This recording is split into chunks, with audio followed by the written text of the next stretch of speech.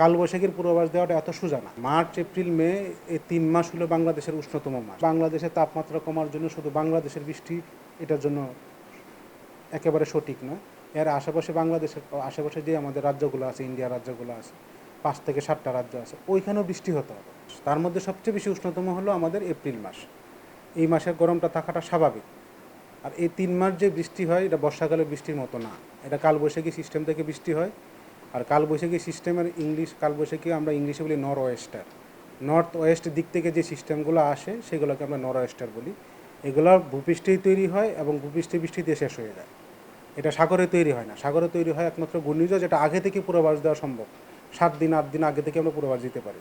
কারণ কি, একটা ঘূর্ণিঝড়ের লাইফ টাইম থাকে 7 দিন, অ্যাভারেজ থাকে 7 দিন। ওয়ালটন ফ্রিজ কিনে অনেকের মতো আপনিও হয়ে যেতে পারেন মিলেনিয়াল। সেরা পণ্যের সেরা অফার।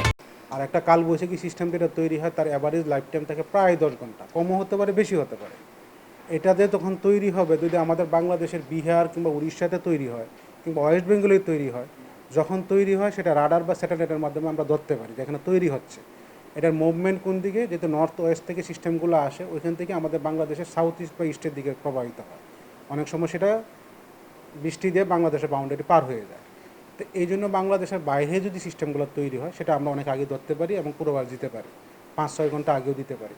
কিন্তু কিছু কিছু সিস্টেম তৈরি হয় বাংলাদেশের অভ্যন্তরে, ওটা হঠাৎ করে তৈরি হয়, তখন আধা ঘন্টা কিংবা 1 ঘন্টা আমরা সময় পাই সেটা পূর্বাভাস দেওয়া। এই জন্য আপনারা কখনও ভুলভাবে নেবেন না জিনিসটা, যে আমরা কালকে বৃষ্টির কথা বললাম, বৃষ্টি হলো না কেন, আজকে দুপুরে বিকেলে বৃষ্টি হয়ে গেল। এটার কারণে, কারণ পূর্বাভাস দেওয়ার মতো কোনো সিস্টেম এটা নাই। কালবৈশাখীর পূর্বাভাস দেওয়াটা এত সোজা না। আমরা এই জন্য বললাম বাংলাদেশের বাউন্ডারি বাইরে তৈরি হলে সেটা আমরা সময় পাই পূর্বাভাস দেওয়ার জন্য, আর বাংলাদেশের অভ্যন্তরে তৈরি হলে সেটা আমরা সময় পাই আধা ঘন্টা থেকে 1 ঘন্টা, যেটা কোন দিকে যাবে, কোন কোন দিকে বৃষ্টি দিতে হবে। এটা আর একটা সমস্যা হলো যে সিস্টেমটা তৈরি হয় নির্দিষ্ট একটা জায়গায় এবং বেশি এরিয়া নেওয়া হয় না, খুব কম স্থান নেওয়া হয় এবং খুব কম স্থান নিয়ে সেটা পাস হয়ে যায়, শুধু ওই জায়গাগুলোতে বৃষ্টি দেয় এবং এটার সাথে শিলাবৃষ্টি হতে পারে, জোরো বা দমকা হাওয়া থাকতে পারে। আর যদি এমনও হয়, আমরা মাঝে মাঝে দেখি, এটা খুব রেয়ার কেস, যে বাংলাদেশের পশ্চিম বা উত্তর পশ্চিমে নির্দিষ্ট একটা জায়গায় একটা মেঘপুঞ্জ তৈরি হয়, মেঘমালা তৈরি হয়, আর আশেপাশে অনেকগুলো মেঘমালা তৈরি হয় এবং এটা একটার সাথে আর একটা আস্তে আস্তে সেটা জোড়া লাগে। তখন এটা বাংলাদেশ, পুরো বাংলাদেশ কভার করে পার হয় ওইখানে বৃষ্টি দেওয়ার পরও, তখন সেটাকে আমরা বলি স্কোয়ার লাইন। এবং এই সিস্টেমটা যখন থাকে সেটা সবচেয়ে আরামদায়ক এবং এটার কারণে তাপমাত্রা অনেকাংশে কমে যায়। আর কালবৈশাখী জ্বর থেকে যে বৃষ্টিটা হয়, কালবৈশাখীর সময় যে বৃষ্টিটা হয়, সেটার একটা সুবিধা হলো টেম্পারেচার ইনস্ট্যান্ট কমে যায়, 1 থেকে 10 ডিগ্রি পর্যন্ত কমে আসতে পারে। আমি যে স্কোয়ার লাইনের কথা বললাম সেটার সুবিধা হলো যে এক যুগে সারা বাংলাদেশ বৃষ্টি হতে পারে এবং নির্দিষ্ট সময় বৃষ্টি হওয়ার পরে আধা ঘন্টা 1 ঘন্টা বৃষ্টি হওয়ার পরে আকাশ পরিষ্কার হয়ে যায়, নির্দিষ্ট একটা দিকে সিস্টেমটা পার হয়ে যায়। এখন নির্দিষ্ট একটা জায়গায় বৃষ্টি হলো, ইনস্ট্যান্ট তাপমাত্রা 5 ডিগ্রি 10 ডিগ্রি কমে গেল, সেটা সাময়িক সময়ের জন্য আমাদের স্বস্তিদায়ক। আবার যখন বৃষ্টি বন্ধ হয়ে যায় ঘন্টাখানিক পরে, তখন সেই তাপমাত্রা আবার বাড়তে শুরু করে। তো সেটা আমাদের জন্য অস্বস্তিদায়ক হয়, কারণ কি, বৃষ্টি দেওয়ার পরে বাতাসে জলীয় বাষ্পের আধিক্য থাকে, পরিমাণ বেশি থাকে, তখন আমাদের শরীরে ঘাম শুকায় না, আমাদের ফিলিং টেম্পারেচার বা অনুভূত তাপমাত্রাটা বেশি মনে হয়। এটা হলো সমস্যা। এই জন্য আমাদের বাংলাদেশের তাপমাত্রা কমার জন্য শুধু বাংলাদেশের বৃষ্টি এটার জন্য একেবারে সঠিক নয়। এর আশেপাশে যে আমাদের রাজ্যগুলো আছে, ইন্ডিয়ার রাজ্যগুলো আছে, 5 থেকে 7টা রাজ্য আছে, ওইখানেও বৃষ্টি হতে হবে। ওই বৃষ্টিটা হলে বাংলাদেশের কিছুটা প্রভাব পড়বে, যদি বাংলাদেশেও লোকালি কিছু বৃষ্টি হয়। এছাড়া তাপমাত্রা কমার তেমন একটা সম্ভাবনা নেই।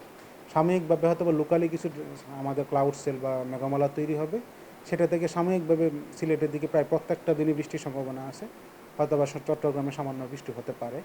সেটার প্রভাবে আমাদের টোটালি কোনো প্রভাব পড়বে না, তাপমাত্রা আবার সেই আগের অবস্থায় ফেরত আসতে পারে। আর গতকালকে আমরা হিটওয়েভ ওয়ার্নিং দিয়েছি সারা দেশেই মোটামুটি, এখনও কিছু জায়গায় আমাদের তীব্র তাপপ্রবাহ চলছে। হয়তো বা আরও 1-2 দিনের মধ্যে যদি তাপমাত্রা এরকম রাইজিং টেন্ডেন্সি থাকে, আমাদের অতি তীব্র তাপপ্রবাহ চলে আসতে পারে। আর আমাদের বেশিরভাগই তাপমাত্রাটা বেশি প্রভাব পরে হলো সাথে আমাদের রাজশাহী এবং খুলনা ডিভিশন। কারণ কি, ইন্ডিয়ার বেশিরভাগ রাজ্য ওই পাশে এবং পশ্চিমবঙ্গের তাপমাত্রা আমাদের থেকে প্রায় 1 থেকে 2 ডিগ্রি বেশি।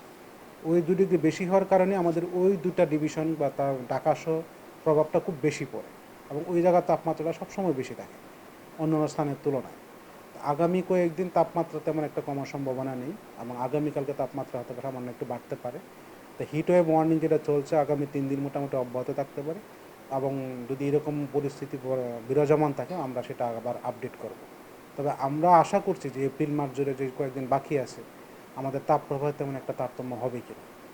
যেরকম তাপপ্রবাহ চলছে সারা দেশে হতে পারে, মোটামুটি স্থান ভেদে সেটা ভিন্ন হতে পারে, কোথাও তীব্র হতে পারে, কোথাও মাঝারি হতে পারে, কোথাও হয়তো মৃদু তাপপ্রবাহ হতে পারে। আর সিলেটের তাপমাত্রা যখনই বৃষ্টি হয় সামান্য একটু কমে যায়, আবার বৃষ্টি হওয়ার পর যদি বৃষ্টি না থাকে তার তাপমাত্রা আবার বেড়ে যায়। তো রংপুর সেদিক দিয়ে একটু ব্যতিক্রম, রংপুর সবসময় আমাদের তাপপ্রবাহ থাকে না, সেটার অবস্থানের কারণে। রংপুর ডিভিশনটা টোটালি আমাদের প্রায় সিকিমের পাশাপাশি, ওইখানে তাপমাত্রা একটু কম থাকার কারণে সেটা প্রভাবটা আমাদের রংপুর ডিভিশনে পড়ে। আর যেহেতু ওয়েস্ট বেঙ্গল আমাদের খুলনা ডিভিশন এবং রাজশাহী ডিভিশনে খুব কাছে, এবং ওয়েস্ট বেঙ্গলের যে পশ্চিম কলকাতা যে শহরটা আছে সেখানে তাপমাত্রা একটু বেশি থাকার কারণে সেই প্রভাবটা আমাদের দুটা ডিভিশনে পড়ে। তো আমি আবার বলছি যে ইন্ডিয়ার ওই রাজ্যগুলোতে বৃষ্টি না হলে এবং আমাদের লোকালি কিছু বৃষ্টি না হলে তাপমাত্রা তেমন একটা প্রভাব কমবে না।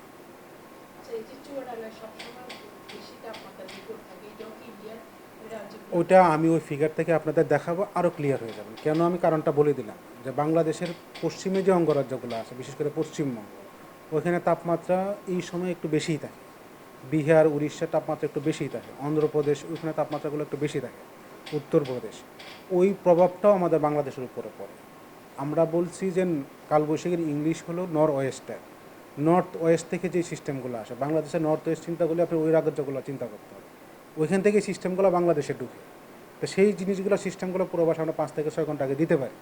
আর লোকালি যেগুলো তৈরি হবে, যেন সিরাজগঞ্জের পাশে কিছু সেল তৈরি হয়, কুষ্টিয়ার পাশে কিছু সেল তৈরি হয় নদীর পাড়ে, তখন সেগুলো আমরা লোকালি তৈরি হয়, সেখানে আধা ঘন্টা কি 1 ঘন্টা আগে আমরা পূর্বাভাস দিই যে এটা কোন দিক দিয়ে পাস হতে পারে। বিশেষ করে অভ্যন্তরীণ যে নদী বন্দরগুলো আছে সেগুলোর জন্য সেটা খুবই বিপদ সংকেত। আমরা তখন সেখানে 1 নাম্বার সিগন্যাল অথবা 2 নাম্বার সিগন্যাল সেটা তীব্রতা অনুসারে প্রদান করে থাকি। এটা এক ধরনের কালবৈশাখী ওয়ার্নিং প্লাস নদী বন্দরের জন্য সতর্কবার্তা।